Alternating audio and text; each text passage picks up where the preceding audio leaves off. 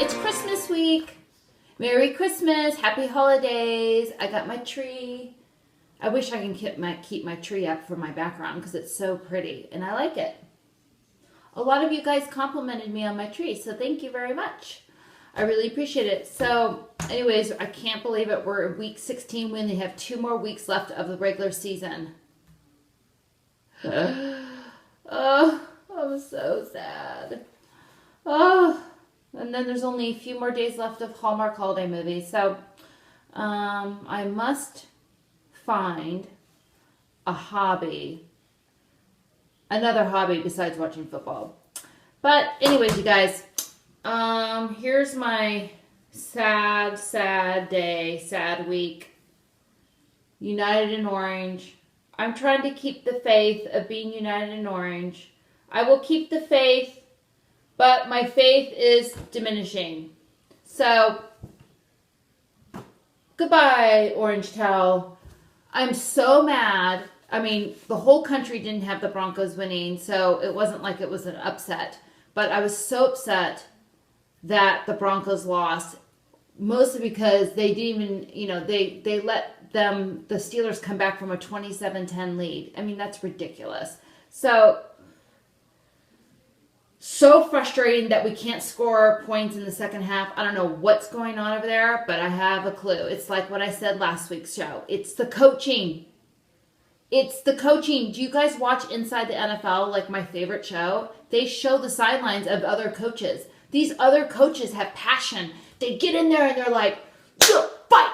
Don't you blink or I'll tear your eyes out. I mean, they're just like getting their defense line and their offense. And, I don't freaking see Kubiak and John. I love Coach Foxy better, but Coach Foxy didn't do that either. You got to get your players riled up. I mean, you have to coach. If you're losing and you're letting them gain all these points and they're coming back, I mean, you need to make adjustments during the game. And I heard from my friends on Twitter that Kubiak and defensive coach Wade they're known for not making, in-game adjustments. So that's lame. Anyways, I'm so mad. Like I said, it's the coaching. My brother, who's a big Broncos fan, season ticket holder, lives in Denver.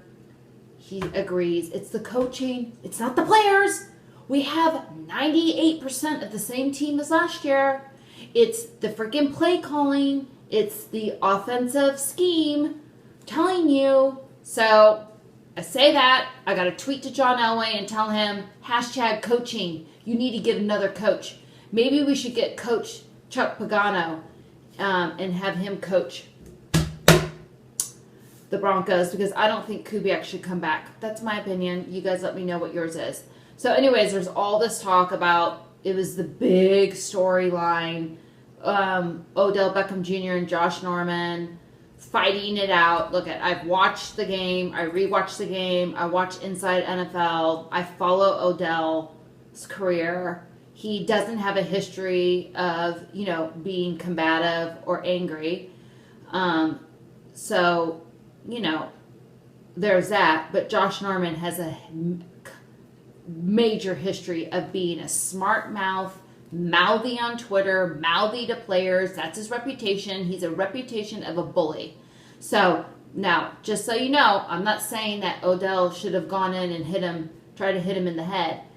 No, what he should have done was be classy and be a good role model and just rise above it and just say, dude, I feel sorry for you that you have all this anger in you. Because Josh Norman, there's something dysfunctionally wrong with him. Because, you can talk. I know on the football field, people talk shit and they're like, blah, blah, blah. But, when you get it to be personal, I think that's offhand. And he was throwing shots at Odell personally, saying that he has female blood, that he's a pussy, that he's a Michael Jackson ballerina, talking shit with him before the game, making it personal about his mom and stuff. So, look he's young. Remember when you were 22? Maybe some of you are, but when I was 22 or 23, I wasn't that mature. So, it's a learning experience for both of them. However, I think Josh Norman is mentally screwed up. Like, he's just not normal. Now, you guys got to remember, if you remember back in August or July at training camp, there was a huge fight between Cam Newton and another Panther player. And it was all over the media. And do you want to know who that Panther player was? It was Josh Norman. Josh Norman went after his quarterback, Cam Newton. So there you go. I rest my case. That kid's a problem child. He has something wrong with his head. I'm very good. I've studied psychology. I know when I see mentally disturbed people, and he is disturbed. He has some anger management. He's jealous, and Odell is a target. Now, he's been a target because people are jealous of him. First of all, he won all these awards last year at the NFL. He's on the cover of Madden. He's a good-looking guy. He gets a whole documentary to himself. I mean, so he's a star. He's one of the most amazing receivers, and will go down as probably one of the most amazing receivers. So people, if you watch like Michael Irvin, and all those guys say that Odell's had a target on his back. So he's had a target on his back, and people are jealous. So I'm Team OBJ, not Team Josh Norman. I think he's a fool, and I don't like him. And he's the only bad thing on the Panthers, because otherwise the Panthers is a great team. And Coach Rivera actually went up to Tom Coughlin at the end of the game when they shook hands, and Coach Rivera actually apologized to Coach Coughlin about his players' behavior. So there you go. Josh Norman is what makes football look bad, because he talks a lot of talk. If you've heard him mic'd up, he has a mouth on him. Anyways, there's enough said. He tried to fight with his quarterback. The guy is cuckoo. So anyways, OBJ, chin up. You learned your lesson. You know not to just rise above that and, walk away. Also, so resulting in that, Josh Norman got fined and OBJ got suspended.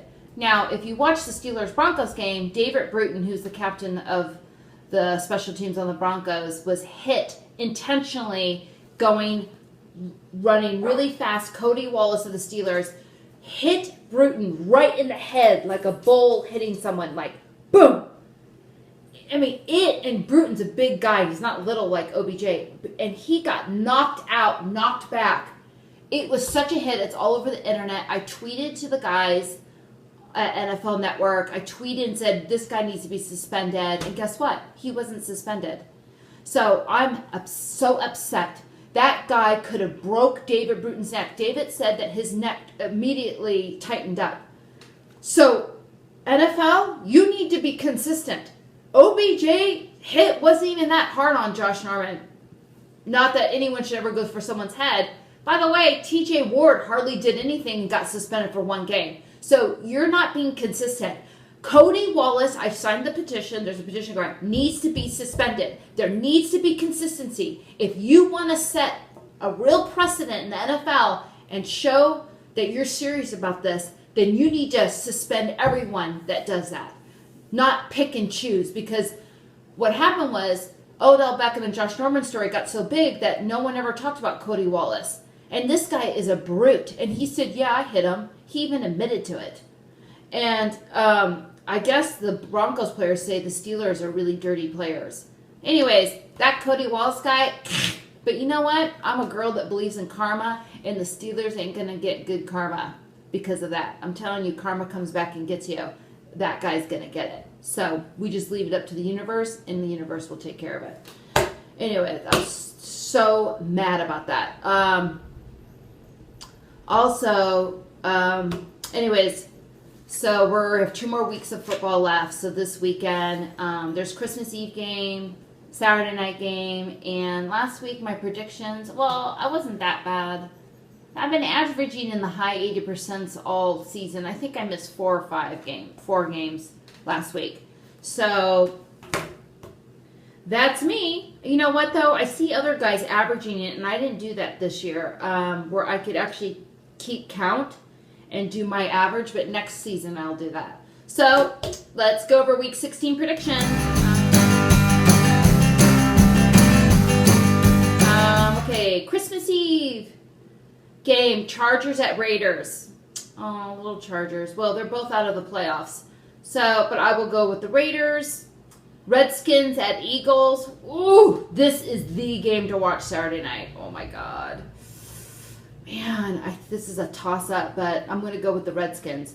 49ers at Lions, I'm going with the Lions. Steelers at Ravens, I'm going with the Steelers. Cowboys at Bills, going with the Bills. Bears at Buccaneers. I don't know. I think that can go either way too, but I'll go with the Buccaneers because it's at home. Panthers at Falcons. Not Falcons. Panthers. Colts at Dolphins. I'm going to go with the Dolphins because it's at home. Patriots at Jets. Ooh, this is going to be another great game. Oh, man, I hope the Jets beat the Patriots. But they got Gronk back and stuff, so I hate to go against Brandon Marshall, our friend, but I'm going to go with the Patriots, even though I want the Jets to win. Texans at Titans. Texans, because Marcus Mariota is out for the year with a sprained MCL. We love you, Marcus! You'll do great next year. Browns at Chiefs. Chiefs. Jaguars at Saints. Ugh. It's hard to beat Drew Brees at home, so I'm going with the Saints. Packers at Cardinals. The game to watch. And there's like 3 games to watch. Oh, shit, man. You know what? I'm just not going against the Cardinals at home, so I'm going with the Cardinals. New York Giants at Vikings. Oh, geez, another hard one. They don't have Odell. It's a playmaker. I'm going to go with the Vikings. And for some reason, it doesn't show who's playing the Seahawks. But, I don't know, it's blank. It's blank on the NFL Network. Anyways, I don't know who it is. Would have to look back up the games. But whoever's playing the Seahawks, I'm going to say the Seahawks because they are on fire right now. Bengals at Broncos. This is a must-win game for the Broncos. We have to win. A.J. McCarron against Brock Osweiler. Well, I never go against my Broncos, and it's a must-win, and our defense needs to step up and gut it out and just shut that offense down. And Brock, and we need all our playmakers, Demaryius Thomas, Emmanuel Sanders, CJ, to play a great game. So I'm going with the Broncos. That's week 16 predictions. Oh my God, you guys, we only have a week left after this. Also, I just saw this really great story on Inside the NFL, and I have to share it with you, and it's our Unsung Hero of the Week.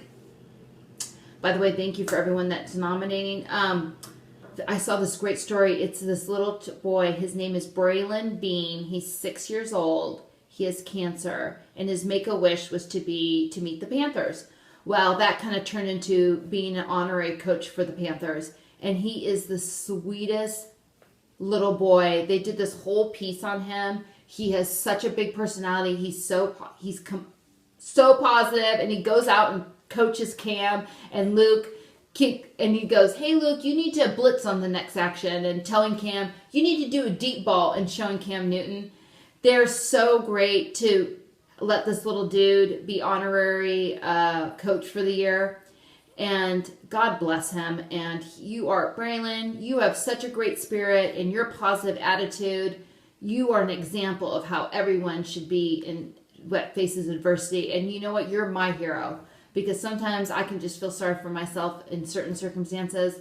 And you, dude, you exemplify what it is to be like true dude. Great soul, great positive attitude in the face of adversity. And you are just the sweetest little thing. And we wish you all the best health. It was so sad. The father was saying, and the mom said that the little boy, the hardest thing that's happened to them is when Braylon asked them, hey, Mom, Dad, am I going to be here next year?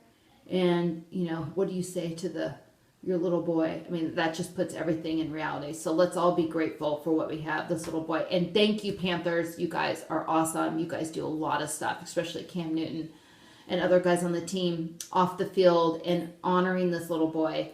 And, you know, we can get mad at the NFL for not being consistent and stuff. You know, I think they want to be, so it's not, you know, like they're trying to be assholes about it. But you know what? The NFL does a lot of great things and does more positive than ever negative. And so, you know, this is happening with all the NFL teams. There's stories like this with each team. And so this really shows how great the NFL is, and it does a lot of good.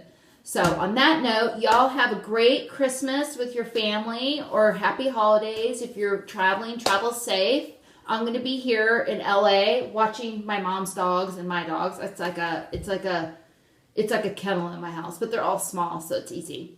So love you guys. Thank you for watching. Happy holidays. Merry Christmas. I'll see you next week for our New Year's Eve show. Kisses.